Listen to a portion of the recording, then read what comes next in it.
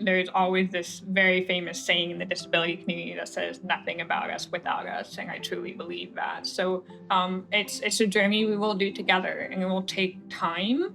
It won't happen overnight. So we'll work towards getting better and being more conscious of how to be truly inclusive for disabled people. In this episode of The Update, we have K.R. Liu with us, who is head of brand accessibility at Google. We're going to talk about the importance of accessibility and intersectionality for our brands and marketers. I'm guessing our listeners out of the gate may be wondering, what is a head of brand accessibility? My role at Google is to help us bring a disability lens into our product, our marketing, content creation, and also mostly important to us is our storytelling, so that people see themselves in not only the product that we develop, but that they see themselves in the content that we create. The majority of your career, you've really been focused in this area of accessibility and technology. I'd love to understand what brought you to this space. For me, it's personal. I have lived with severe hearing loss my entire life, and I grew up in Silicon Valley, so I've been surrounded by tech my entire life.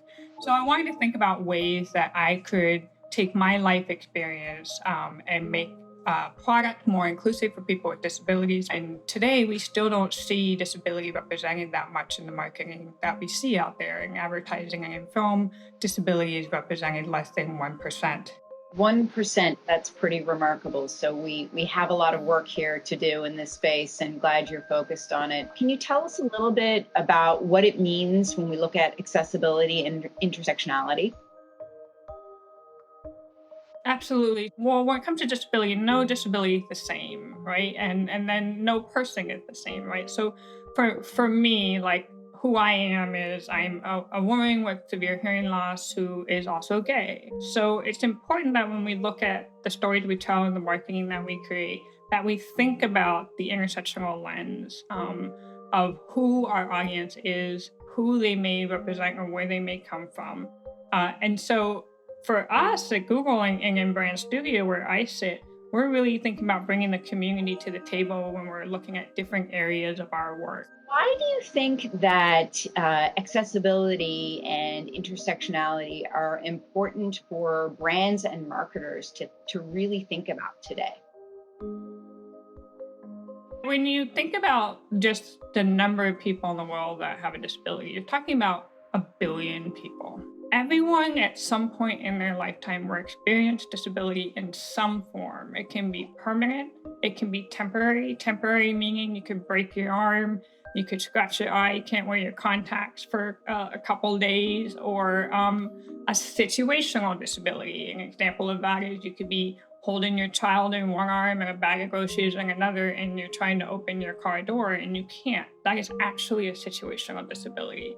So when you think about that, accessibility in products or in the world that we live in and how you experience can help everyone, not just someone like myself. Google has built for decades that have had an incredible impact in the world, but they've also been built by people with disabilities. And most people don't know that. Like the internet, email, text messaging, all created for people and by people with disabilities, and everyone in the world now uses them. Are there areas in your work in terms of accessibility and intersectionality where you've seen the many challenges of 2020 impact your work, and any interesting lessons that are emerging?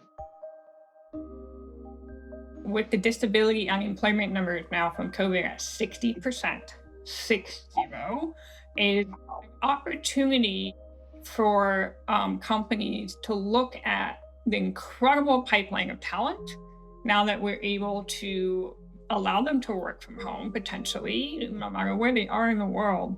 So if anything, I think it's done two really wonderful things. It's actually created more open-mindedness to creating jobs and opportunities for disabled people in different areas, but it's also lifted the lens of disability representation in all the beautiful ways that we show up in the world so that more people can see themselves. I think the first thing I encourage people to do is talk to the community, build a relationship with the community, invite them to the table, invite them to the conversation. Invite them when you're thinking about your campaigns or your ideas of how you want to represent something. No one better to ask than us, right?